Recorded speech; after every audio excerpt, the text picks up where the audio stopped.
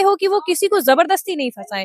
लेकिन कहीं ना कहीं अब ये सब चीज खत्म हो चुकी है, बस केवल इतना है कि आपको कोई भी झूठा चार्जेस लगा देगा और आपके ऊपर कार्रवाई हो जाएगी। ओबीसी को शामिल कर लिया गया है, यही बतिया सवर्ण समाज को अच्छा नहीं लग रहा है। वक्तम और वक्तम में बहुत का डिफरेंस होता है। आप जो कह रहे हैं वो आप करके दिखाइए। छात्र संघ के अध्यक्ष हैं, यूनिवर्सिटी कॉलेजों में आप देखती होंगी।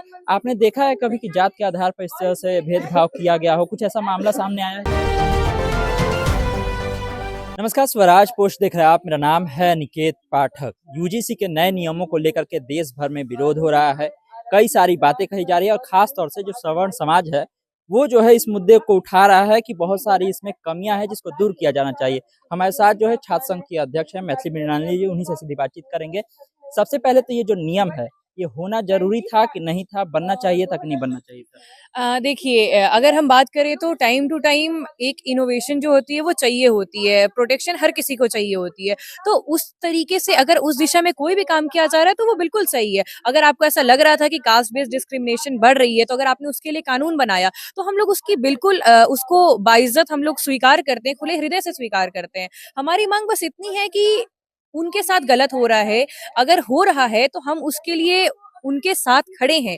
अगर उनके साथ कोई गलत कर रहा है तो आप उन्हें बिल्कुल ही न्याय दीजिए, उनको सज़ा दीजिए जो गलत कर रहे हैं। लेकिन जो गलत नहीं कर रहा है, क्योंकि हम लोग भी जानते हैं कि ये हमारा नहीं, खुद सुप्रीम कोर्ट का बयान है कि अप्रॉक्सिमेटली 50% से प्लस केसेस जो किए जाते हैं वो कहीं न कहीं फ़ॉल्स केसेस होते हैं, एससी-एसटी एक्ट या फिर हरिजन एक्ट की। तो इस तरीके से हमें एक वहाँ पर प्रोटेक्शन था कि अगर कोई हमारे ऊपर गलत चार्जेस लगाते हैं, तो उनके ऊपर भी काम किया जाएगा, उनको भी दंडित किया जाएगा। अगर हमारे लिए सज़ा 10 साल की निर्धारित की गई है, तो उन्हें भी सज़ा दीजिए ताकि उनके भी मन में ये भय हो कि वो किसी को ज़बरदस्ती नहीं फँसाएँ। लेकिन कहीं न कहीं अब ये सब चीज़ खत्म हो चुकी है, बस केवल इतना है कि आपको कोई भी झूठा चार्जेस लगा देगा और आपके ऊपर कार्रवाई हो लेकिन जाएगी। कह तो ये रहे ना लोग कि इसमें ओबीसी को शामिल कर लिया गया है, यही बतिया सवर्ण समाज को अच्छा नहीं लग रहा, क्या नहीं, ऐसा नहीं, है? नहीं, नहीं, ऐसा बिल्कुल भी नहीं है। यहाँ पर जिस तरीके से जो प्रेज़ेंट किया जा रहा है कास्ट बेस्ड डिवाइड, वो कास्ट बेस्ड डिवाइड यहाँ पर नहीं है।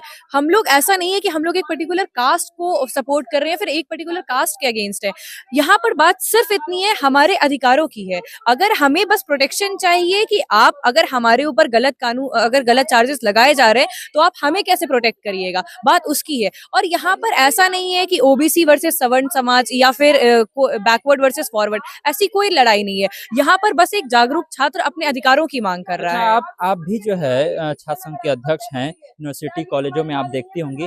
आपने देखा है कभी कि जात के आधार पर इस तरह से भेदभाव किया गया हो, कुछ ऐसा मामला सामने आया है कभी? नहीं, अगर हम बिहार की बात करें तो यहाँ पर जाति एक बहुत बड़ा फैक्टर रहती है। अगर हम इलेक्शंस की बात करें, चाहे वो स्टूडेंट यूनियन इलेक्शंस ही क्यों ना हो, तो वहाँ पर हम लोग देखे हैं कि कास्ट का एक बहुत डोमिनेंट रोल रहा है। लेकिन एज़ सच हमारा पर्सनल एक्सपीरियंस इस चीज़ में नहीं रहा है अभी तक कि यहाँ पर किसी से दोस्ती उसकी जात पूछ करके की जाती है। अगर हम पटना विश्वविद्यालय की बात करें तो यहाँ पर आपको बहुत ज़्यादा सौहार्द का वातावरण देखने को मिलेगा।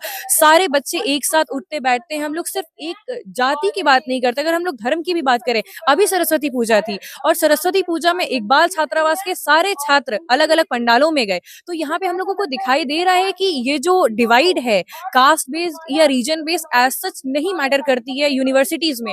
हाँ, कभी अगर जब चुनाव का समय आता है तो ये चीज़ थोड़ी ज़्यादा प्रबल हो जाती है। और इसके बेसिस पर ये कहना कि हमेशा ही यूनिवर्सिटी के कैंपसेस में ये किया जा रहा है, ये बिल्कुल गलत है। एक इक्विटी कमेटी भी इसमें बनाई गई है, उसमें कहा गया है कि ये लोग रहेंगे, लेकिन सवर्ण लोग उसमें नहीं रखा गया है उसमें। क्या उसको एग्ज़ैक्टली। लेकर के भी है? नहीं, अगर हम यहाँ पे एक तुलना करें तो वो शायद गलत हो जाए और हम नहीं पता ये लोग इसको कैसे इंटरप्रेट करेंगे। लेकिन जब साइमन कमीशन इंडिया में आई थी तो भी हमारी यही मांग थी कि वहाँ पर उस कमिटी में कोई भी इंडियन क्यों नहीं है? अगर हम लोग इंडियंस की प्रॉब्लम को ये कर रहे हैं, तो अगर ऐसा है कि वहाँ पर आप उस कमिटी में कोई भी फॉरवर्ड होना चाहिए जो कि एटलीस्ट एक बार निष्पक्ष तरीके से उस चीज़ को देखे। हम नहीं कह रहे हैं कि वहाँ पर आप जाति के आधार पर दीजिए, लेकिन निष्पक्षता के लिए हर एक डिवीजन का उतना ही रिप्रेजेंटेशन होना चाहिए। और अगर इंडिया अपने डाइवर्सिफिकेशन के लिए जानी जाती है, तो उस डाइवर्सिटी में हर किसी को अगर अपना रिप्रेजेंटेशन मिल रहा है, तो वो कहाँ से तो गलत छात्र है? संघ के अध्यक्ष के रूप में कहीं पर आपने डिमांड की है कि इस तरह का बदलाव होना चाहिए, या फिर एबीवीपी का क्या इस पर पक्ष है? अखिल भारतीय विद्यार्थी परिषद का पक्ष बहुत क्लियर है कि हमने इस पूरी चीज़ की स्पष्टीकरण की माँग की है